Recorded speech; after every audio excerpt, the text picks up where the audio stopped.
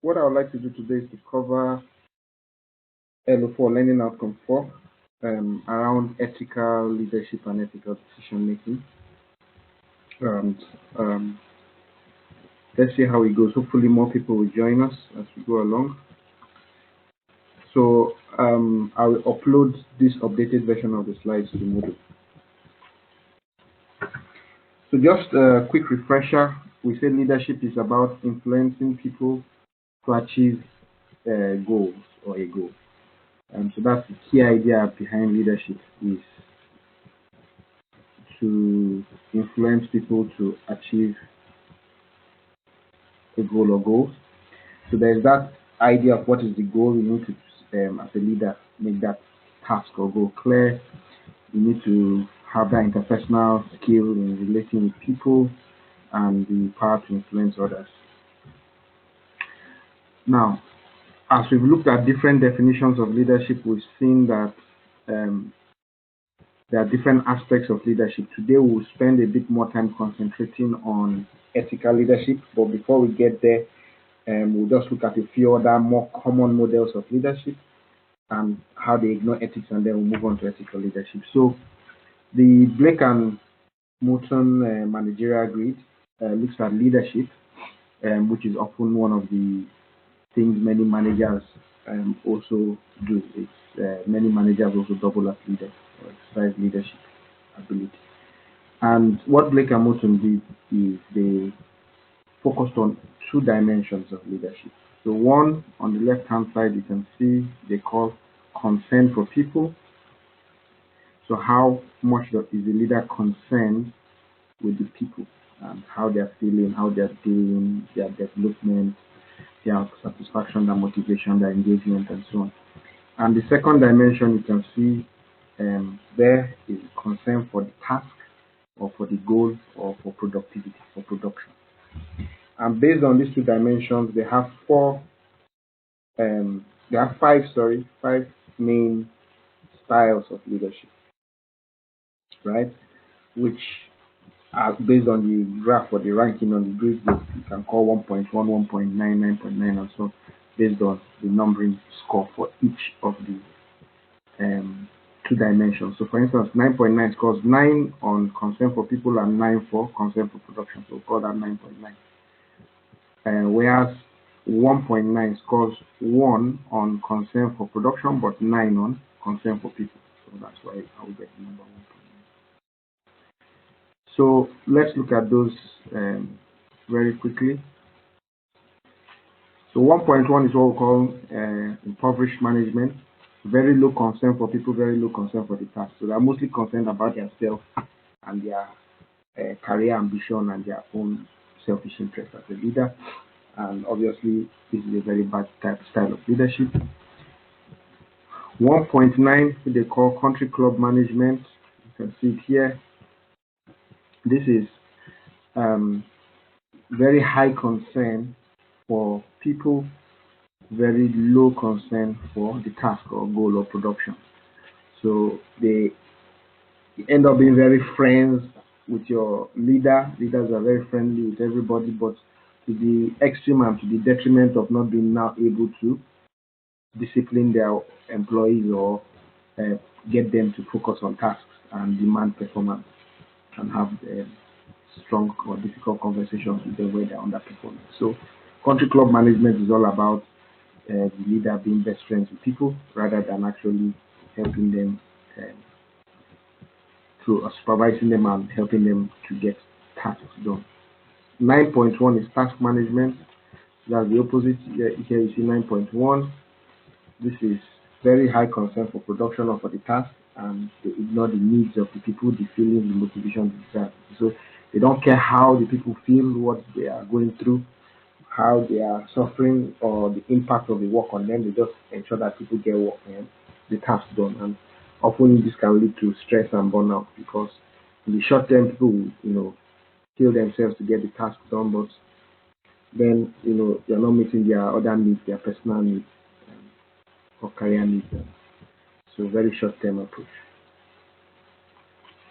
And then there's a 5.5 middle of the road management, which tends to do a little bit of concern for people and a little bit of concern for production or for the task. But he doesn't do either one well, but at least he has some good balance between the two. And the argument here is that 9.9 is the best because he does both of them well.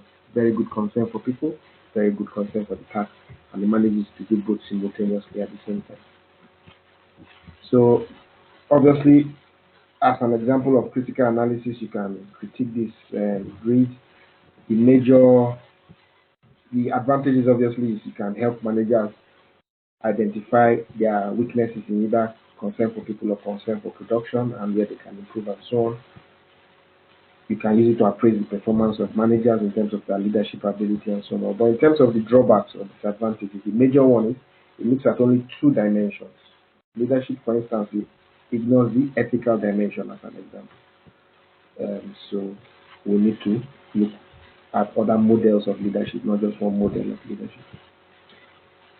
When we define leadership, we say it's the ability to influence people to achieve a set task, basically. And therefore, we now start looking at influence. What do we mean by that influence? And that leads us to some concepts such as authority, power, and responsibility. Authority being the right to give orders and expect obedience from your followers. Usually comes from the organization or from the group who has bestowed that on you as part of your job group. So if you're made a general manager, managing director, or whatever, line manager, the organization has given you authority to lead the people who report to you and so on. Authority also is different from power. So power is the ability to actually make people do stuff. Authority, you can have authority but not exercise power, in that if people decide to rebel and ignore your authority, then that means you're not exercising power even though you have the authority. So power is what actually gets people to do stuff, the actual influence in people to do stuff. Authority is the right to do it, and sometimes people will just obey the right, but sometimes you need something more.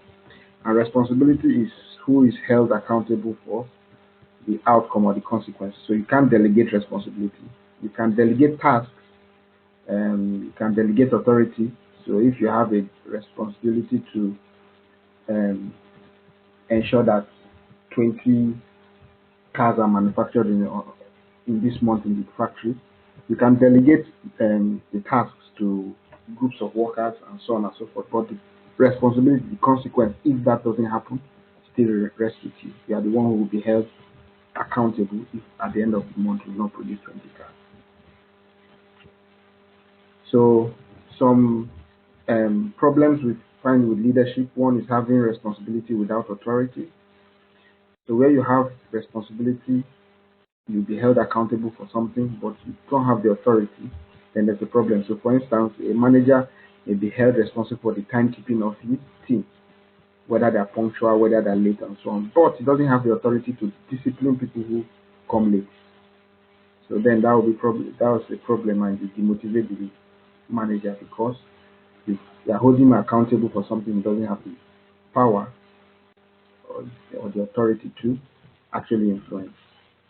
So that can cause conflict, and that's one of the problems in organizations. So you need to identify where people have responsibility. They need to have commensurate authority. The other side of the coin and that problem is having authority without responsibility. So for instance, the HR department or a senior manager has the authority to recruit employees and choose who they are, but they don't live with the consequences. If the employee is not performing well, it's the line manager in the department where they're working that suffer it. So again, this can cause another set of problems and conflicts. So you always need to match authority with responsibility in terms of leadership. So that's an important concept in leadership. So now let's look a bit about power. So we keep saying leadership is the ability to influence people to achieve a set task. And we said you can have the authority that the organization gives you the right to give orders and expect obedience. You have responsibility to be held accountable for the consequences, but The power is a different thing. What we say is that power is the actual ability to make people do something, the actual ability to influence people.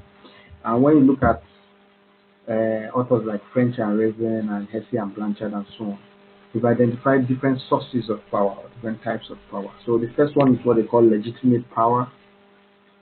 This is power you derive from your authority, positional power. If you are the head of a department, as a result of that authority, the ability to give orders as head of department and expect obedience, people will actually follow your instructions or follow your suggestions and so on. So, positional power flowing from your authority. But we say that authority and power are different because there are other forms of power apart from that. The second one is reward power. So this is where you are able to give a reward for anyone who does something well. And this will now motivate people to do things well, to follow your, to do what you want to do them. They will do what you want them to do, right? So one way of getting people to do what you want to do or influence them is through reward power, where you can give them some sort of reward. Another one is coercion power, where you can punish or discipline them for not doing what you said. A fourth type of power is what we call expert power, information power. This is power that comes from knowledge, from expertise, from skills. So if you are the IT expert in your department, whatever the boss says, whatever everybody says, when they run into a problem that has to do with IT, they come to you, and it's whatever you say they now listen to, and you can get them to do what you want to do because you are the one with that expertise, that knowledge, that power. The idea that knowledge is power. So expert power. So sometimes the person with the positional power or the authority can be saying, let's develop a strategy in this direction. And then in the team meeting, everybody turns to you for your opinion because they know you have more experience and knowledge of it, even though you are not the head of the department, you don't have the positional power. But if you say something and say, this your idea will not work, this is an alternative idea that will work based on my knowledge, my experience, I've studied this or whatever, I have a MBA or whatever, I've studied this, I've practiced this in 10 other organizations. People will now say, this thing you said, I think is a better idea than the person who has positional power, who is more senior, who gave the first idea. So that's the idea of expert power. Then we also have ability to influence through referent power or personal power. So this has to do with charisma, being charismatic and likable and having that dynamism that attracts people and motivates them and inspires them. So when you see very charismatic people, call that personal power, reference power. So then part of what we cover in this LO4 is leadership development, and two very important ways of developing leaders is this idea of coaching and mentoring. They are similar, but they are also different. So coaching is more focused on day-to-day tasks, and anyone can coach you who knows about that task, but they must not be specifically your industry or sector or profession. And they basically guide you through thinking or acting or developing skills. The process of how to develop those skills, they coach you. Whereas mentoring is more broad-based, more career, it's more long-term focused, and normally someone in your profession or industry who has done this at a much higher level, or much more experienced than you, can take you on the other wing as a mentor and guide you and have conversations with you and set you, give you advice and challenges for you to do to develop yourself and stretch yourself, and plan your career. So we have two very popular methods of leadership development in coaching and mentoring. We also have ideas when it comes to leadership around trust and empowerment, especially when it comes to ethical leadership.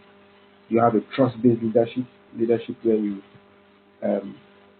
trust your colleagues. You don't need to monitor them like close surveillance with CCTV cameras or anything like that, and you empower them. You delegate decision-making power to them, delegate authority to them to make decisions and carry out certain tasks. So that's a more trust and empowerment approach to leadership. Of course, it has advantages and disadvantages. It may take more time, it may be more expensive. You may have to get some people to learn from their mistakes. Therefore, some mistakes may be learned early. But overall, it's quite a motivating and empowering way to work. We also have the idea of conflict in leadership, and three basic ideas around conflict, or three basic approaches to conflict. Um, so the first one views all conflict as bad, and conflict is something to be avoided. So they try to avoid conflict, or they don't want to talk about it. When they notice conflict, they brush it under the carpet, hope it disappear. But when it becomes too obvious, then they try to deal with it in a very hard-handed manner. They don't dialogue, they don't listen, they just try to punish. The second approach is viewing conflict as inevitable and having both negative and positive aspects, and do your best to harness the positive aspects. So, for instance, one positive aspect is that as a result of conflict, people are more interested in suggesting opinions on alternatives to do projects and to get work done, and you can get a few ideas from that. And the third approach looks at conflict as essential to the survival of the organization and to innovation. That a bit of conflict is very healthy, very good actually. It keeps the organization questioning itself, challenging itself, and innovating to do things better. So, depending on your philosophical approach as a leader to conflict, it will affect the way you lead. A lot of conflict comes from different perspectives or different values. So, two people can see the same fact but interpret it differently based on their values and their perspectives. So, for example, one person may look at the fact that the organization, it's a small organization, started small and was very successful, and say, well, what made us successful and profitable as an organization is that we are small, and therefore we can quickly respond and make changes, in our business. So we should continue in that direction. Whereas another person looks at that and says, well, we've been successful, and therefore success means that we need to grow and put in increased size. We shouldn't stay small, and grow to meet the new business opportunities. So one person has looked at the fact and says small is better, we should continue that way. Another person has said, well, small has given us success. Success now means we need to grow, we cannot stay small forever. So people interpret the same fact differently, and that's often a source of conflict. So one way to handle conflict management, therefore, is to be able to put yourself in the shoes of the other person to understand their perspective, and then to also get them to step into your shoes to see things from your angle. So your ability as a leader to help people see things from different perspectives, and for you yourself to see things from different perspectives, can help you manage conflict a lot, right? So now we come to the idea of leadership and ethics, and to what extent should businesses be involved in ethical conduct, and not just doing things legally, but contributing to in a positive way to society, right? So some people believe businesses which are profit-making organizations should stick to just profit. So people like Milton Friedman argue that the business of business is business. If you're a business organization, the only thing or business you should be concerned about is business making, which is profit. Whereas others, so modern day examples in the UK will be things like Sports Direct and Uber, who are very concerned with just profit. But others think that you have a wider responsibility to your stakeholders, not just to shareholders, to make profit, to do the right thing and to improve society and improve the rights and interests of various stakeholders. Right? So that often is called corporate social responsibility, CSR. So we'll look at that very quickly. So first of all, what are these stakeholders, or who are these stakeholders? So examples of different stakeholders. First one, obviously, the shareholders who own the business and their major interest is profit. But if you are operating from CSR, you now need to balance that with the interests of other stakeholders. Whereas if you follow Milton Friedman's philosophy, that's the only thing you are concerned with are your owners and their profitability. But if you look at wider stakeholders, that will include your employees and directors, for instance. So your employees may want safer working conditions, better wages, better living conditions, that kind of thing, which may reduce your profit to cater for your employees. Your customers may want certain things, your suppliers may want certain things, the government and regulators, your lenders of funds, banks where you get money from, the local community where you operate, your local neighborhood, and so on, even the environment, environmental activists, and so on. These are all your stakeholders. So the definition of CSR, therefore, is this by the World Business Council for Sustainable Development. The CSR is the continuing commitment by businesses to behave ethically and contribute to economic development while improving the quality of life of the workforce and their families, as well as the local community and society at large. So here, we've expanded the focus of business on just profit making to include their impact on the community, impact on the environment, impact on employees, impact on employees' families, and so on. So that is a more ethical way of leading a company through CSR, corporate social responsibility. And Achikaro has identified 5 levels of CSR, which we call the pyramid of CSR. So at the bottom level, your first responsibility as an ethical leader doing CSR is just to be profitable. If you're not profitable, you won't have money to spend on the other stakeholders like employees and customers and community, right? And employees will lose jobs. So it's part of your ethical responsibility to be profitable. And that one is to be obey the law, the legal. You don't want any scandal to come in and then at the end you now find out that the company will be fined or people will go to jail because you've been breaking the law. You have to obey the law. Beyond obeying the law, you have next responsibility in the CSR pyramid is to be ethical. So you can keep the law but ethics now means going beyond the law. So for instance, the law can say you must pay a minimum wage of $10 per hour. But ethically, you know that $10 per hour is still very low and difficult for someone to feed his family or her family. So you decide to pay $15 per hour because of your ethics going above the law, wanting to do good. And then the highest level they call philanthropy. So being a good corporate citizen, for instance, you can donate to local communities, build schools, build hospitals, provide scholarships, that kind of thing as an organization from part of your profit. So you can assess where organizations operate on this level, at which level they are on this pyramid. And these are all concepts for ethical leadership. As an ethical leader, where you aspire to take your organization to on this pyramid. Organizations nowadays, those that are interested in this concept of ethical leadership and CSR, corporate social responsibility, also get involved in what's called triple bottom line accounting. So traditionally, the only bottom line business I've been concerned with, like we have said, is profit, financial responsibility. But apart from financial responsibility, now we're encouraging organizations to not just look at their financial responsibility to make a profit, but also responsibility in the environment. Climate change is now a very big issue. Everyone is aware, getting aware of it, and you cannot do business in a way that harms the environment or the planet, pollutes the environment, and so on. Your carbon footprint becomes very important. And your social responsibility, for instance, your responsibility to treat your workers right, treat customers' rights, communities well, and so on. And for instance, if you're operating in a community and they don't have drinking water and they're a very big organization, you can help by providing schools, hospitals, water, that kind of thing. So, triple bottom line reporting is people, profit, planet, or finance, environment, and social responsibility, or something like that. So that's another way of looking at ethical leadership through the triple bottom line thing. So sustainable development, therefore, is the idea of meeting the needs of the current generation in a way that the needs of the future generation will also be met. Let's see, I think we have a definition of sustainable development very soon coming up. Okay, yeah, there we are.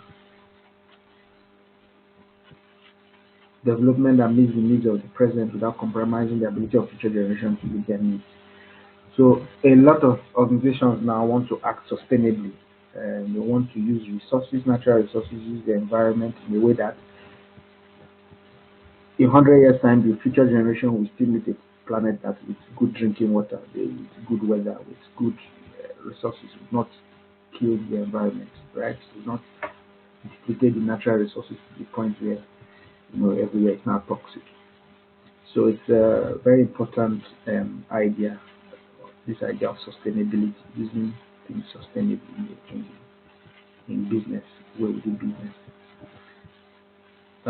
So we looked at triple bottom line, we looked at CSR, yeah, and obviously there are many benefits of CSR. Not just are you acting ethically, but it can give you good brand reputation, good corporate reputation. You can even attract customers who are also ethical customers who may be willing to pay more for your goods and services, knowing that you've sourced these goods ethically, you're not harming the environment, you're helping maybe through fair trade initiatives, also you're helping less developed countries or less privileged people. So it can be a key strategy for some organizations to focus on their ethical operations and ethical brand. And in the past lessons, we've also talked about this idea of the balanced scorecard. So here again, you can see it coming up, how you measure performance, not just through the financial perspective, but through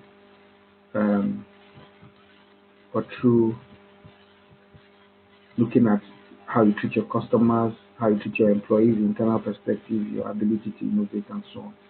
So this is another way of going beyond the focus on money or profits or finance to look more ethically at other issues. Very important. So let's then quickly look at few key model of ethical leadership. So we'll end by introducing this concept of authentic leadership. So we've looked at very many models of leadership, starting from the first lesson about 4 weeks ago. Different traits approach, style approach, situational approach, contingency leadership, situational leadership, and so on. Now, one of the more modern theories of leadership is this idea of authentic leadership. That rather than you trying to copy other leaders, right? Rather than you trying to copy other leaders or other people's leadership style, you should be authentic to yourself. You should develop your own leadership style that is authentic, but that is also ethical. So a good advantage of this authentic leadership theory is the idea of morality and ethics being a key dimension of leadership. So for instance, when we looked at the managerial grid, Blake and Morton's model earlier this morning, focus on people, focus on production, we criticize it as they didn't look at the ethical aspects of leadership, but this one does. So it basically says that to get authentic leadership, you have to have the ability to reason or think morally, to have some ethical concepts that you understand the difference between good and bad, and so on and so forth. And positive psychological capacity, so the ability to be positive, to want to do good, to want to treat people right, and so on. And you can look through your life events, critical life events, to see in what areas you need to develop and who you really are, what are your core values as a human being, right? And then they identify 4 very important dimensions of ethical leadership, of authentic leadership. So self-awareness is a key aspect. If you want to be an authentic leader, you need to develop self-awareness, what they call internalized moral perspective, balanced processing, and relational transparency. So let's look at this one by one. So for self-awareness, here we are saying an ethical or authentic leader is one who has self-awareness. The degree the leader is aware of his or her strengths, limitations, how others see him or perceive him or her, and how the leader impacts others. So you are very self-aware.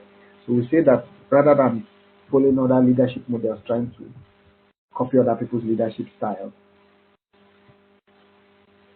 rather if you focus on who you are, what are your core values, how do you impact people, how do people perceive you. Therefore, if they perceive you negatively, what are those things that you need to correct so that you can correct their perception? What can you improve to get a better perception by people? When you look at yourself, deep down, nobody knows you as well as you do. What are your strengths? What are your limitations? How can you work on your strengths, improve them? How can you work on your limitations to improve them? Second thing they call transparency is the degree to which the leader enforces a level of openness with others that provides them with an opportunity to be forthcoming with their ideas, challenges, and opinions. So you are transparent. You give reasons for your decisions to your followers. You talk them through the issues. You don't withhold information that will be helpful for them to know. Um, so you are transparent in what your motives are, what your long-term goals are, what your agenda is for the organization, and why you make certain decisions, so people can see why you're doing things. You know. Therefore, it also encourages them in turn to be more open and come to you with ideas and suggestions. The third aspect they call the ethical or moral aspect. So, to what degree does the leader set a high standard for moral and ethical conduct? So, we say that this model really emphasizes good ethics, being doing the right thing and avoiding doing wrong or evil things. Right?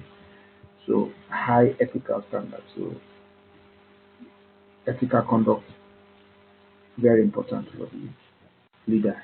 And then balance processing. To what degree does the leader solicit sufficient opinions and viewpoints prior to making important decisions? So to what extent do you actually consult widely, seek other people's opinions before you make decisions? So these are the four aspects that help the leader to be an authentic leader.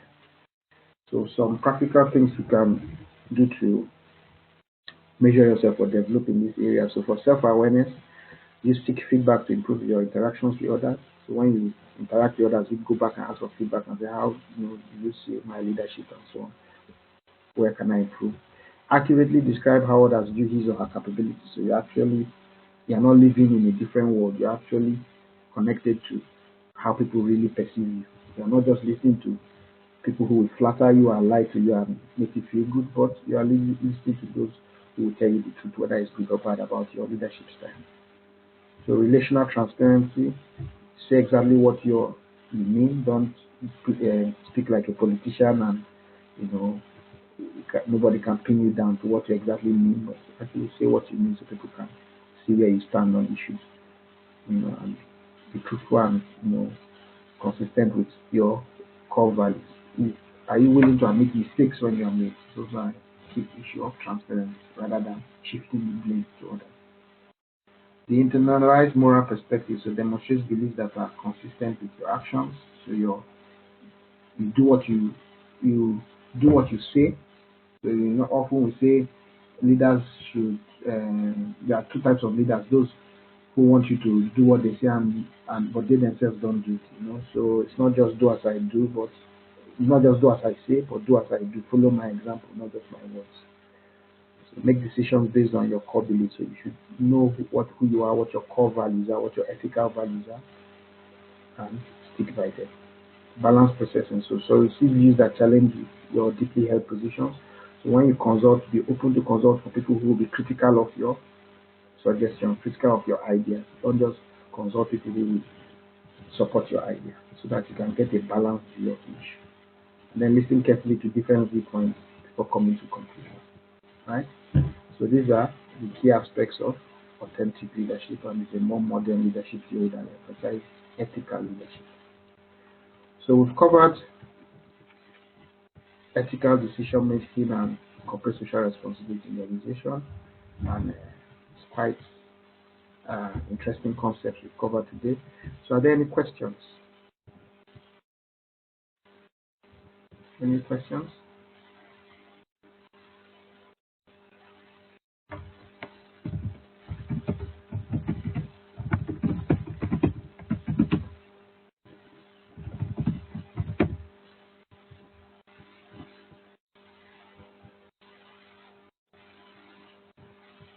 Are there any questions on anything we've covered today?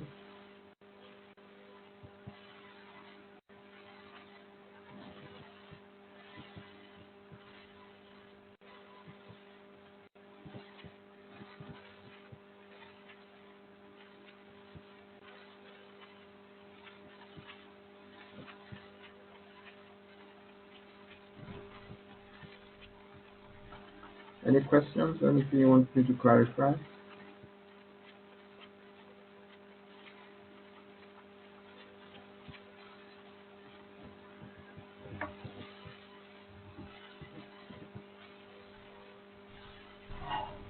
Okay, in the absence of any questions, um, see you next week where we'll cover support for the assignment because we'll go through the question and what we're expected to do. All right, thank you very much.